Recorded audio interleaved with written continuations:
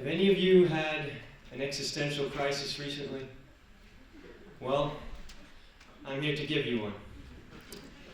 I'm one of those people who believe we're simply biological machines. Maybe you are too. Our entire existence takes place within the bodies we've been given. 3.5 billion years of trial and error, evolution. And when we die, that's it. Our experience will be just as eventful after we cease to exist as it was before we came to be. This is nihilism, the belief in nothing. So over the summer, I talked to this girl who really wasn't in the best place.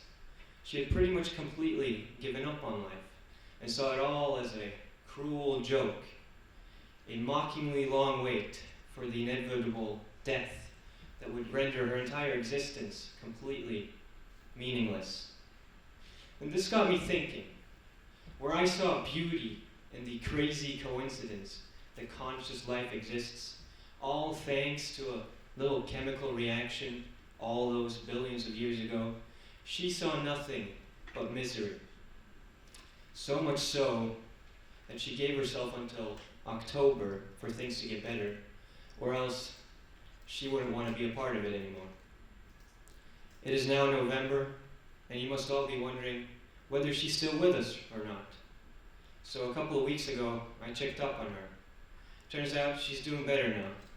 Still not exactly where she wants to be, but a lot better than before. And that inspired me to take all of you on this existential journey so that you do not have to go through it alone. In the grand scheme of things, you, as an individual, are not very significant at all. That's the realization that starts it all off. You see, you are one of 7.8 billion people. Each and every one of you have your own life stories, your own parents and grandparents, your own achievements and regrets. All of these make you who you are. But to a stranger passing you in the street, you're just another human being roaming the same earth as them. And even if you're passing would affect those who knew you, the universe remains indifferent to your existence. So whether you live to 100 or die tomorrow doesn't really change anything. And it doesn't end there. This right here is Earth. Everything you and everyone else in this room has ever experienced and probably ever will experience, with a few exceptions, has taken place on this pale blue dot. Looks a bit fragile, doesn't it? And even if we're doing a pretty good job at destroying this little planet ourselves, that isn't to say there aren't any external threats to our existence. Ones we cannot do anything about, even if we wanted to. We've had quite a few close encounters with asteroids in the past few decades, many of which went unnoticed until they'd already passed. It's only a matter of time until the next big extinction event.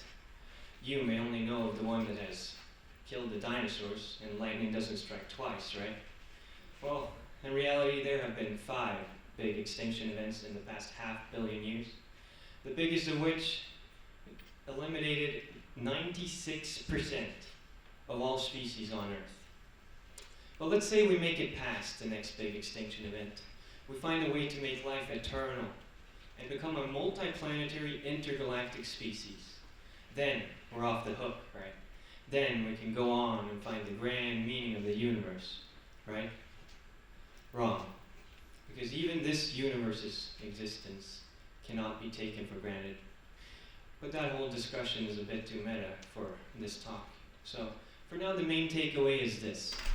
You cannot go around waiting for the death of yourself, or that of our species, or even the universe.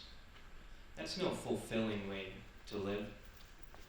If tomorrow wasn't guaranteed, what would you regret today? I think for many of us, It's not so much regretting the things we did, but rather the things we never got to do, the opportunities we never took. It's always easier to remain where we are, safe and comfortable in the way things are, rather than taking risks, allowing for change. Problem being, it's not satisfying to live in comfort. It's not fulfilling to say no to the things you do, the things you want to do, just because you fear how they will affect tomorrow. Let me tell you this, tomorrow doesn't matter. What matters is right now, this moment. So take a deep breath, feel your heart beating in your chest, feel your lungs expand and contract. Do not take that for granted, for that is the gift the universe has given you. The ability to, as an otherwise lifeless bunch of cells, bunch of atoms, to now be able to learn and appreciate and experience all there is to experience in the universe. This is the human experience, the only experience you'll ever have, at least in your current form. So make it count. And in case you need some advice on how to live a life free from regret, just be good, be nice. Bring others happiness, and you'll see happiness come around to yourself too. Don't be greedy or too much of a workaholic, because dying surrounded by close friends and a big family will be a lot nicer than alone on a fat pile of cash. Get to know your neighbor, or any stranger for that reason. Who knows? You might be close friends one day.